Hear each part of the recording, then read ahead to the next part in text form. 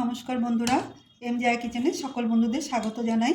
বড়দের প্রণাম আর ছোটদের ভালোবাসা জানিয়ে আজকের রেসিপি শুরু করছি। আজকের রেসিপি মুসুরি ডাল পেঁয়াজ দিয়ে।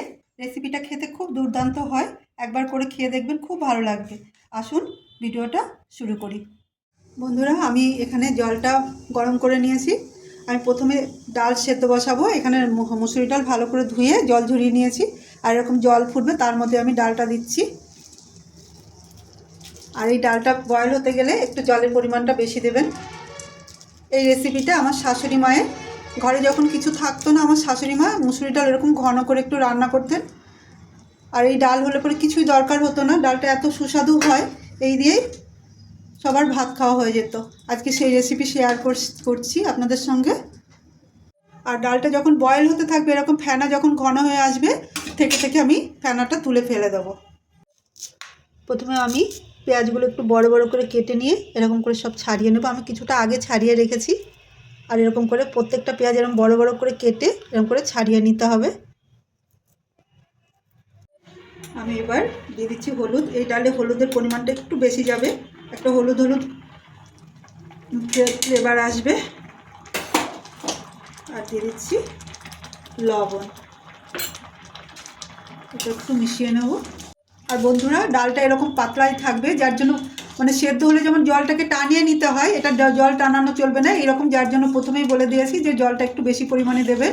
আর এই যে দানা দানা হয়ে গেছে, আমি এবার এটা নামিয়ে সাইডে রাখবো। দিয়ে দিচ্ছি সর্ষের তেল।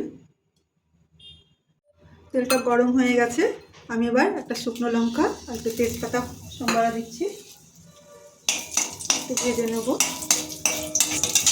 এবার দিয়ে দিচ্ছি 1 চামচ মতো রাঁধুনি। রাঁধুনিটার গন্ধ ছেড়েছে, একটু ভাজা ভাজা হয়েছে, গন্ধ ছেড়েছে। এবার আমি দিয়ে দেবো আদা আর কাঁচা লঙ্কা।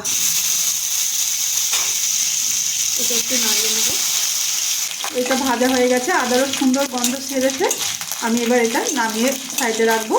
ডালটা এবার গ্যাসের উপর বসিয়েছি, একটু যে ফুটে উঠবে, কারণ সাইডে রেখেছিলাম, একটু থিতিয়ে গেছে, একটু ফুটে ওঠা অবধি অপেক্ষা করব।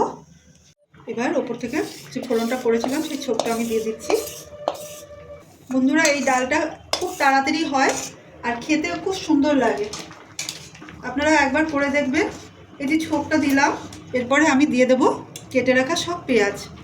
আর পেঁয়াজটা দিয়ে বেশি বয়েল করা চলবে না, জাস্ট শুধু একটু নরম হবে, তখনই নামিয়ে নিতে হবে। নামানোর আগে ওপর থেকে একটু সর্ষের তেল দিয়ে দিতে হবে। আপনারা এই ডালটা একবার অন্তত করে খেয়ে দেখবেন, তবেই বুঝতে পারবেন এর স্বাদ কতটা। আর কিছুই দরকার হয় না, খুব সুন্দর লাগে খেতে। এবার আমি ডালটা নামিয়ে নেব।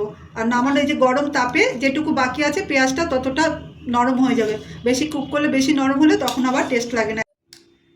পেঁয়াজ দিয়ে মুসুরি ডালের রেসিপি ভালো লাগলে লাইক, কমেন্ট, সাবস্ক্রাইব করার অনুরোধ রইল।